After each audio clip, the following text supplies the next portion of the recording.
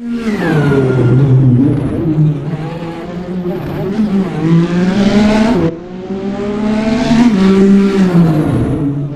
hello again for this evening's second video, looking at the other DPI competitor that stuck with the class to the end.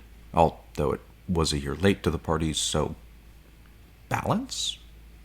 It's also the only other one for which I have decent photos, as I had no real concept of the principles of race photography when I went to Sebring in 2019, and life interceded to prevent me from making it to any of the 2020 or 21 season races. Now, in fairness, life, or rather mandates brought on by life's events, interceded to prevent just about everyone from making it to any 2020 season races, but be that as it may. When the DPI regulations were announced in mid-2015, Acura was still working on putting the final touches on the road-going version of its long-awaited second-generation NSX, as well as trying to figure out just what had gone wrong with the ARX-04B. The NSX, of course, had lingered in development hell for the better part of a decade, and was now 5 years overdue, missing the promised V10 by 4 cylinders, and sporting a rather unexpected hybrid system. As this was all fairly new territory for the brand, and perhaps having still a bit of a bad taste in their mouth over prototypes in general, and the racing version of the NSX had yet to break cover, embarking on yet another new motorsports program wasn't really an option at the time, and only after the DPI class was halfway through its first season in 2017 did Acura announce their intent to compete the subsequent year with the new ARX-05. Presumably, they had just waited until there was sufficient manufacturer buy-in and spectator interest to justify the expense. While previous Acura Le Mans prototypes had been based on developments of the Courage LC75 chassis, or various other LC series vehicles, complying with the new DPI and LMP2 rule sets meant that their choice of chassis constructor prevented a continued relationship with that constructor. Oh wait, no it didn't, they're Orica now. So, in the surprise of the century, Acura decided to partner with Orica to use the 07 chassis, which does have its own video and features probably my favorite motorsports photo I've ever taken, seen here, although not in my top 10 photos overall. Partnering with Team Penske, against whom they had previously competed during Penske's Porsche RS Spyder program, the ARX-05 broke cover in a test session at Paul Ricard in late July of 2017.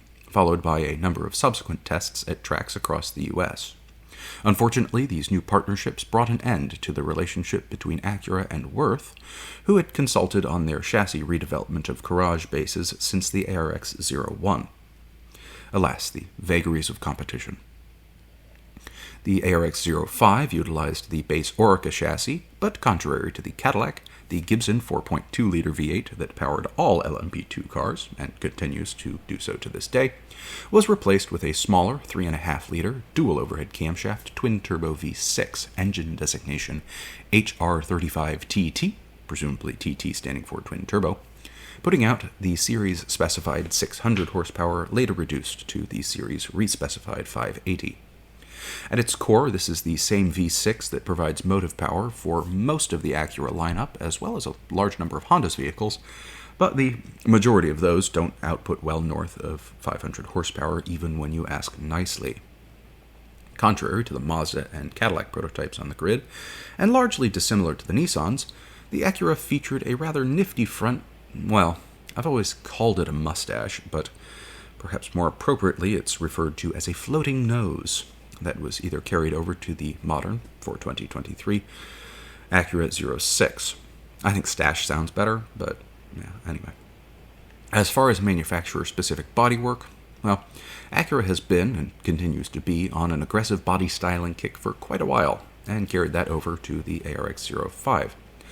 But I would simultaneously challenge you, dear viewer, to find a post-2000s racing prototype that was genuinely soft-featured. Everything is so stabby these days. Why can't we go back to the bubble era? Anyway.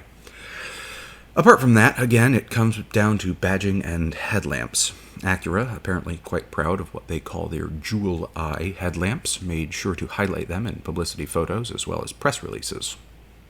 Again, I like the look, but I don't think that necessarily they managed a strong brand relationship at this point. In addition to the Acura powerplant mounted amidships and the expected 6-speed sequential X-Track gearbox sending power to the rear wheels, Acura outfitted the ARX-05 with, similar to the Cadillac, double wishbone and pushrod suspension, although the dampers came from Penske. Can't imagine why. The brakes were carbon ceramic of unspecified origin, although Brembo or AP seemed likely candidates, and the tires started as Continentals before switching to Michelin's with the rest of the field in 2019. Weight was the same, 2,050 pounds or 930 kilograms, and so in theory, the performance between the Acura and its competition should come down to aero, driver skill, and BOP. Indeed, in their first season, the Acura seemed to be quite middle of the pack.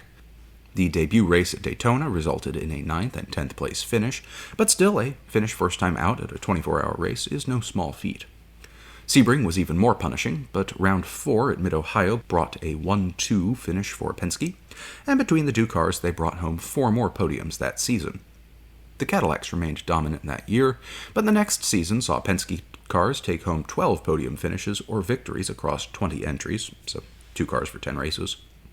Sebring remained particularly challenging for the team, but the mid-season was fruitful, and decent late-season finishes brought home 1st and 2nd in the championship for the Acura Penske team. 2020 favored the number 7 Acura far more than the number 6 for some reason, and with a pandemically abrogated schedule, the driver team of Castroneves, Taylor, and Rossi took home a string of wins and podiums that clinched a close championship. The number 7 in first place had 265 points, while the number 6, with 247 points, came home with 6th, ironically. 2020 also saw the end of the partnership between Penske and Acura. Penske had been approached by Porsche to partner on their new LMDH effort, and Acura found themselves with 2 uncommitted but very competitive prototypes in need of running. For 2021, new partners were found, but the partnerships that came about in 2021 with the Meyershank and Wayne Taylor racing teams came about through 2 rather distinct and different avenues. Acura had previously partnered with MSR for their NSX GT3 program and their earlier prototypes, so this was a relatively unsurprising partnership, but the Wayne Taylor racing folks were shopping around as their contract with GM was up for renewal. Despite being with GM for 28 years at that point, Mr. Taylor stated that the finalization of the LMDH regulations and the prospect it opened for Le Mans would be the deciding factor. Of course, as we now know, Cadillac/GM ended up cozying up to Chip Ganassi Racing and to a lesser extent Action Express, so Wayne Taylor went to where his younger son had made a proverbial home, and thus blossomed the partnership between Wayne Taylor Racing and Acura. Next year, speaking from 2023, we will see this partnership expanded further, with the Taylor family running both extant ARX-06s, but that subject will be expounded upon in the IMSA Year in Review video coming in the next few weeks. So, that's the relatively short story of Acura's DPI, and sees us to the end of another video. I hope you'll join us again for one in subsequent weeks, and again, thank you for giving virtual me the gift of your time. I do genuinely appreciate the support and engagement that the channel's been getting over the past few months, and I wish you all a good night and a good tomorrow.